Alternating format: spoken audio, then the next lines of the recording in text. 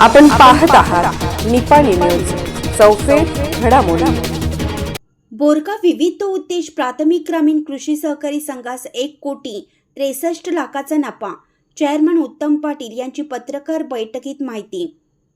शेतकरी हा देशाचा आर्थिक कणा असून त्यांच्या प्रत्येक घटकाचा आर्थिक विकास डोळ्यासमोर ठेवून स्वर्गीय रावसाहेब पाटील यांनी बोरगाव पीकेपीएस संघाची स्थापना केली।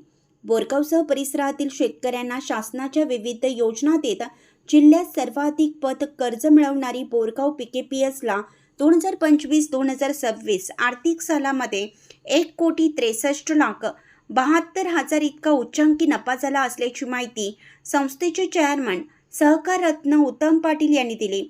आज संस्थेच्या कार्यालयात आयोजित पत्रकार बैठकीत ते बोलत होते। वार्षिक कार्याचा आढावा घेताना ते म्हणाले, सीमा भागातील बोरगाव येथे सर्वसामान्य शेतकऱ्यांसाठी विविध उद्देश प्राथमिक ग्रामीण कृषी संघाने नेहमीच प्रामाणिक प्रयत्न केले आहेत। जिल्ह्यात सर्वाधिक पत मिळून 2,093 शेतकऱ्यांना 0% व्याज दराने पत वितरण करणारी एकमेव संस्था म्हणून नावरूपास आली आहे। संघाचे निस्वार्थी संचालक मंडळ, प्रामाणिक अधिकारी व कर्मचारी वर्ग, त्याचबरोबर सभासदांचा संस्थेवर असलेला विश्वास यामुळे संस्थेने यश प्राप्त केलं आहे। ठेवी, कर्ज वाटप, नफा, NPA प्रमाणात उल्लेखनीय कामगिरी केली आहे। संस्थेचे 3,068 सभासद, 2,69,40,000 रुपयांचे भाग भांडवल, 66,44,59,000 रुपयांचे ठेवी, 12,33,11,000 निधी, 21,07,14,000 रुपयांचे BDCC कर्ज व 52,72,67,000 सभासद कर्ज वितरण केलं असून 44,61,31,000 गुंतवणूक केली आहे। आर्थिक वर्षात 1,63,72,000 रुपयांचा नफा झाला आहे असं सांगितलं। यावेळी CEO RT चौगुले म्हणाले की सहकार क्षेत्रात काम करताना सामाजिक क्षेत्रालाही प्राधान्य देणाऱ्या बोरगाव पीकेपीएस संघाकडून शेतकऱ्यांच्या विकासासाठी अनेक विविध योजना हाती घेण्यात येत आहेत।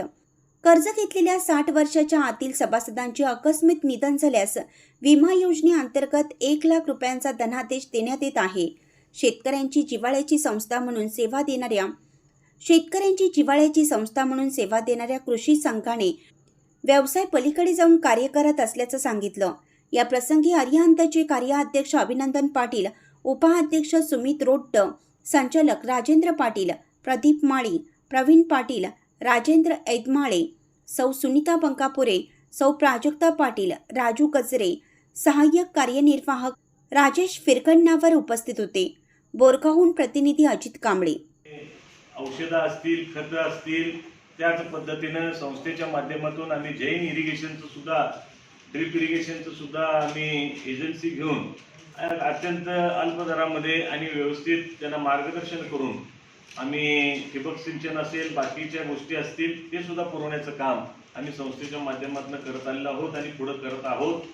आणि या माध्यमातून आम्ही संस्थेचा सर्वांगीण विकास साधण्याचा प्रयत्न भविष्यामध्ये सुद्धा अनेक आमची योजना त्या ठिकाणी आहेत, त्या सुद्धा योजना योग्य वेळेला आम्ही सुरू करून या परिसरातला प्रत्येक शेतकरी आणि प्रत्येक शेतकऱ्यांपर्यंत पोहोचण्याचा प्रामाणिक प्रयत्न आम्ही आमच्या बँकेच्या माध्यमातून करत आहोत। आणि या सगळ्या गोष्टी करत असताना आज दादांचं स्मरण आम्ही या ठिकाणी एवढ्यासाठी करतो की जे काय त्यांनी दादाने आम्हाला घालून दिलेला मार्ग आहे त्या मार्गावरती आम्ही सर्वजण वाटचाल आज करत आहोत।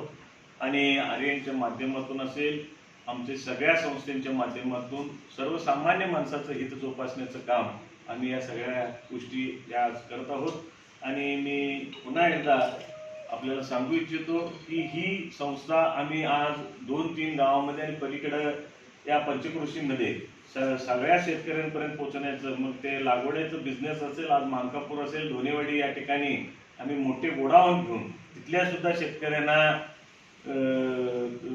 लागवड असेल, खतं असतील हे पुरवण्याचं काम या संस्थेच्या माध्यमातून आम्ही करत आहोत। आणि शेतकऱ्यांसाठी सगळ्या सुविधा आम्ही पुरवण्याचं काम या संस्थेच्या माध्यमातून करत आहोत। पुन्हा एकदा आपल्या सगळ्यांना धन्यवाद देऊन हा आर्थिक आढावा आपल्या समोर ठेवत आहे।